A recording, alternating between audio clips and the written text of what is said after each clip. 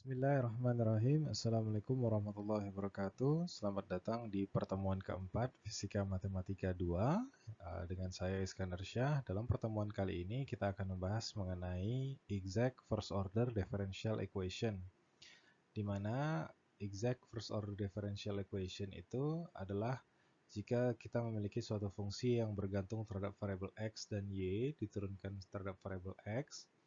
Begitu juga dengan suatu fungsi lain yang memiliki fungsi x dan y diturunkan terhadap variabel y, dan jumlah kedua dari fungsi tersebut akan sama dengan 0, fungsi tersebut dinyatakan sebagai fungsi yang exact.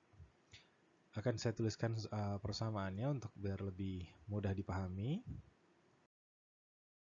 Dalam menjelaskan properti dari exact differential equation, seperti dicontohkan pada persamaan di bawah, jika exact differential equation yang saya maksudkan itu adalah fungsi m dan fungsi n, di sini fungsi m memiliki variabel xy dan fungsi n memiliki variabel xy juga, diturunkan terhadap masing-masing variabelnya. Yang di kiri, yang m diturunkan terhadap x dan y diturunkan terhadap n diturunkan terhadap y, itu akan sama dengan 0, akan dinyatakan sebagai fungsi yang exact jika terdapat suatu fungsi lain, gx, y, atau fungsi yang merepresentkan nilai m dan n, yang menyatakan kalau turunan dari g terhadap xy itu sama dengan m diturunkan terhadap x dan n diturunkan terhadap y.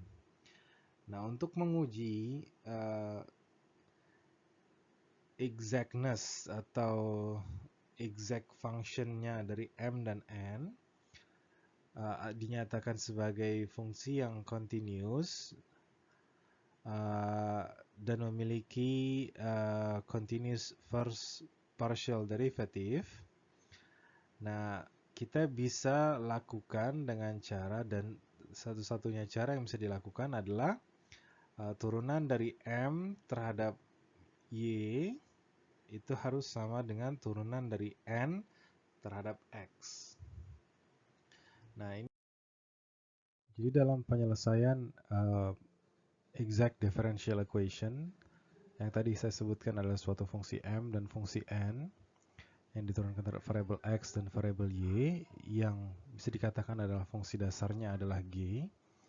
Nah, untuk menyelesaikan permasalahan tersebut, kita bisa melakukan permisalan. Jika g itu diturunkan terhadap variabel x, maka kita akan dapati nilai m-nya.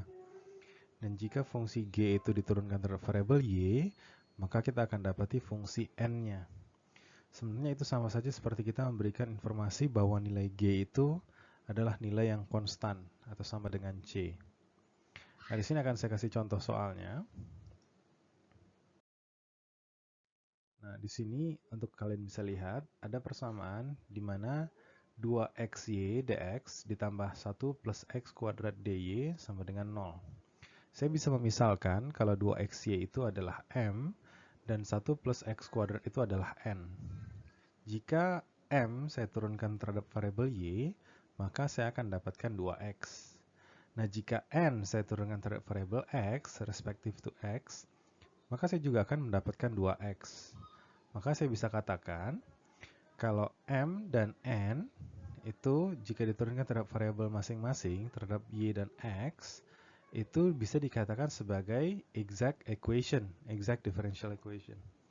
Nah, bagaimana menentukan fungsi dasarnya atau fungsi g-nya, fungsi g, variabel x dan y?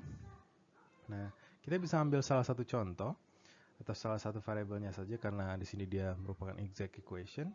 Jadi kalau saya ambil m yang saya integralkan terhadap x di sini, jika turunan dari g terhadap x itu adalah m, maka jika saya integralkan, maka saya akan dapat g itu merupakan fungsi x kuadrat y plus h. Di sini adalah suatu fungsi yang bergantung terhadap y. Nah, yang saya belum tahu apa itu nilainya. Tapi jika saya turunkan dia terhadap y, di sini saya tuliskan dengan simbol seperti ini, maka saya akan dapati x kuadrat plus h aksen. Nah, x kuadrat plus h aksen ini sendiri mirip dengan persamaan n. Nah, saya bisa bilang kalau h aksen itu sebenarnya sama dengan 1. Dan jika saya integralkan h itu dari h aksen menjadi h, saya bisa katakan kalau h itu ternyata adalah fungsi y. Nah, dari sana saya dapati solusi akhir dari fungsi tersebut adalah x kuadrat y plus y yang sama dengan nilai yang konstan. Jadi saya bisa pindahkan atau saya bisa keluarkan y-nya dalam perhitungan, maka saya akan dapatkan y dalam kurung x kuadrat plus 1 sama dengan c, atau y sama dengan c per x kuadrat plus 1. Sebagai contoh lain dalam pengerjaannya, di sini jika kita memiliki persamaan yang dinyatakan dengan persamaan, soal yang dinyatakan dengan persamaan x plus sin y dx ditambah x cos y min 2y dy sama dengan 0, maka kita bisa memisalkan jika ditanyakan apakah persamaan ini adalah persamaan yang exact atau non-exact differential equation, kita bisa menguji dengan menurunkan fungsi m terhadap y dan membandingkannya dengan fungsi n terhadap x. Nah, kalau sini kita lihat hasil turunannya sama, maka kita bisa nyatakan kalau fungsi yang tadi kita sebutkan, fungsi yang ini adalah fungsi yang exact. Nah, penyelesaiannya bagaimana? Kita ambil salah satunya, contoh saya ambil m. Di sini jika turunan dari g terhadap x itu sama dengan m, jika kita integralkan, maka kita akan dapatkan fungsi dasar dari g tersebut seperti ini. Nah, karena tadi dia turunkan terhadap x, maka dia pasti punya suatu fungsi yang bergantung terhadap y yang hilang ketika dia diintegralkan. Ketika didiferensialkan, ketika kita reverse kondisinya, kita integralkan, kita masukkan dia kembali, ada suatu fungsi yang bergantung terhadap variabel y. Nah, fungsinya itu apa? Kalau kita turunkan dia terhadap y, kita akan dapat dia sebagai h aksen y. Nah, fungsi yang ini mirip dengan fungsi n, di mana h aksen y itu bisa digantikan posisinya dengan min 2y. Jadi kita bisa bilang kalau h aksen y itu adalah min 2y. Nah, jika kita integralkan, kita dapat min y kuadrat. Maka solusi akhir dari persamaan g-nya itu bisa dituliskan setengah x kuadrat plus x sin y min y kuadrat yang setara dengan nilai konstan. Dan di contoh yang ketiga ini, kita akan membahas persamaan y aksen sama dengan 2 plus y e pangkat xy per 2y min x e pangkat xy. Nah, kita tahu sendiri kalau y aksen itu bisa dinyatakan dengan persamaan dy per dx. Jadi kalau kita uraikan, kita kalikan dy dengan 2y min x e pangkat xy, terus dx-nya dengan 2 plus y pangkat e xy, terus kita rearrange mereka, sehingga kita dapat m dan n-nya, di mana m itu adalah 2 plus y e pangkat xy, dan n-nya adalah x e pangkat xy min 2y. Nah, untuk mengetahui apakah persamaan diferensial ini adalah persamaan diferensial exact, kita manfaatkan informasi yang sebelumnya. Jika m diturunkan terhadap y dan n diturunkan terhadap x nilainya sama atau value-nya sama, maka ini dinyatakan sebagai exact differential equation. Dan di sana hasil persamaan turunannya sama, maka ini dinyatakan sebagai exact differential equation.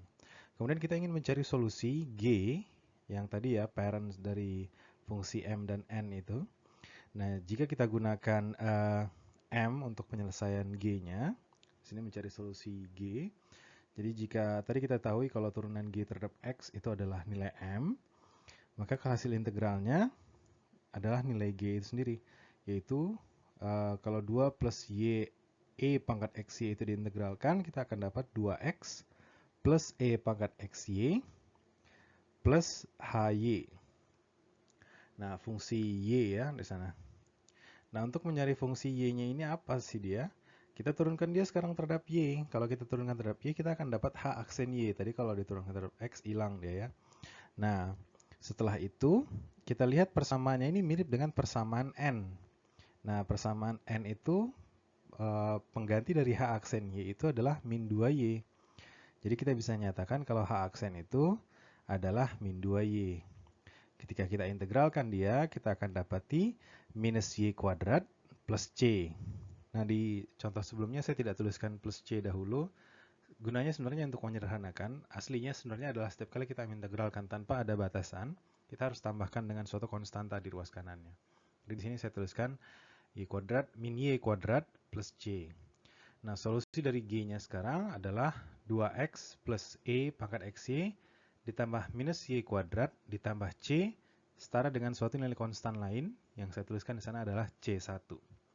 Nah, jadi fungsinya 2X plus E pangkat XY min Y kuadrat itu akan sama dengan C2, di mana C2 itu adalah C1 min C. Nah, itu adalah contoh-contoh dari exact differential equation. Nah, untuk pertemuan ketiga ini cukup pembahasan sampai sana. Nanti akan ada contoh-contoh soal. Soal-soal yang harus kalian kerjakan untuk menyelesaikan pembahasan mengenai exact differential equation. Terima kasih. Assalamualaikum warahmatullahi wabarakatuh.